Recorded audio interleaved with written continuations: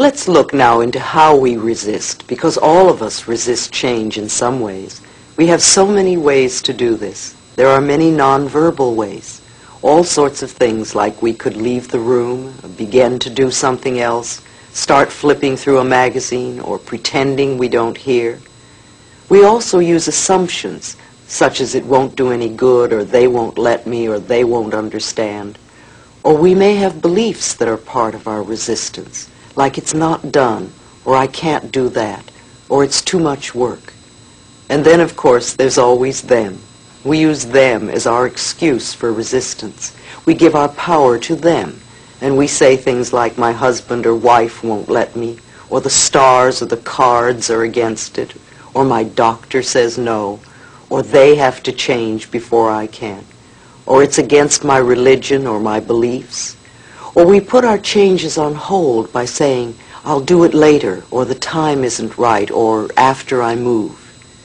We might use fear as our resistance. I might get hurt, or what will the neighbors think, or I would rather die first, or I'd rather be divorced first, or I'm afraid to tell my husband or wife or boss. Don't all of these excuses add up to saying, I'm really not good enough? Many of you may be taking notes to give to your friends. You know exactly how to change them. Leave your friends alone. When we first begin to get some insights on how our minds work and how we can change, we want to run around giving our friends advice on what they can do to change their lives.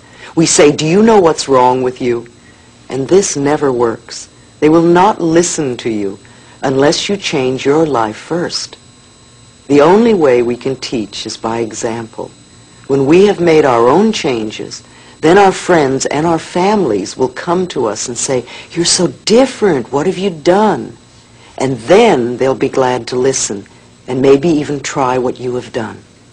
When I first began teaching, I was not really practicing these principles, and my students didn't make too many changes in their lives. And it wasn't until I began to practice and to live that which I was teaching that I really began to help other people. So hold down your enthusiasm and don't run around trying to heal all your friends. Do your own mental work and heal yourself. This will do more good for those around you than anything else. Besides, we can't learn other people's lessons for them. They must do the work themselves, and they won't do it until they are ready. The student must come to the teacher, or it won't work. Now and then someone will ask me to go and call or see their friend who needs help, and it doesn't work that way. The person must ask for help themselves, or they're not ready to change. Once in a while, someone would get a lesson with Louise as a present, and I stopped accepting those people as clients, for it was a waste of time. Either they would not show up, or be late, or get nothing out of the session.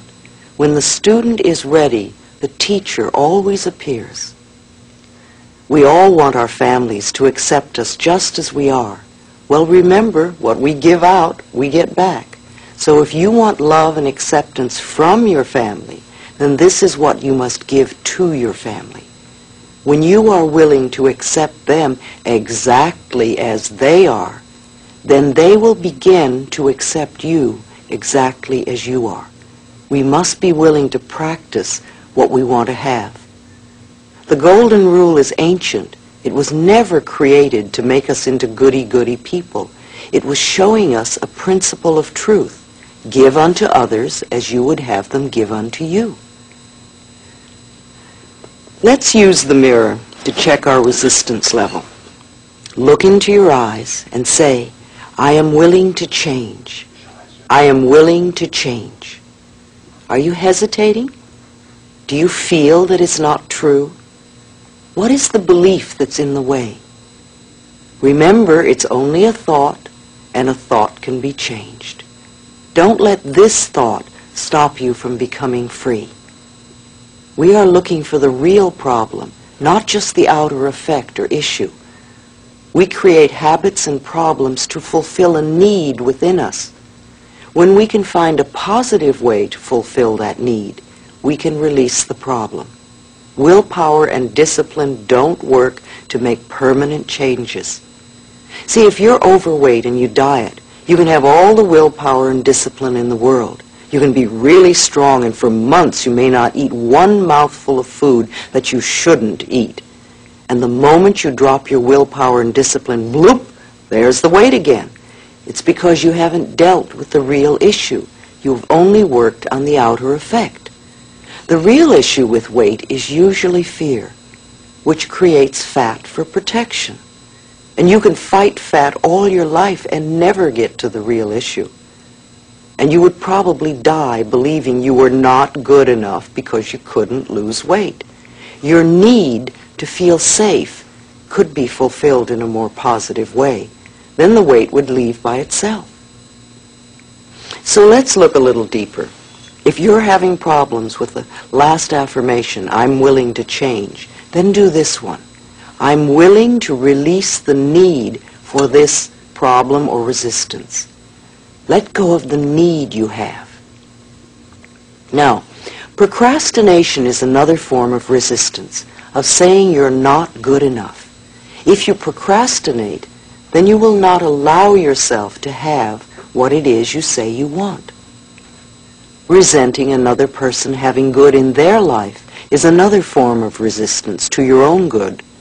You will be giving out resistance to good, and that is what you will create in your own life. There is plenty for everyone. No matter how much air you breathe, there's still an abundance for every person on the planet to have as much as they can use. Many of us were raised to be victims, to feel that they are doing it to us. The problem with being a victim is stuck in their problem. And we no longer choose to be stuck. We are learning there is something we can do to free ourselves. If we say, I am willing to release the pattern in my consciousness that is creating this condition, then immediately we step out of the victim class and we begin to take our own power back. We realize that we can dissolve the problem that we helped create.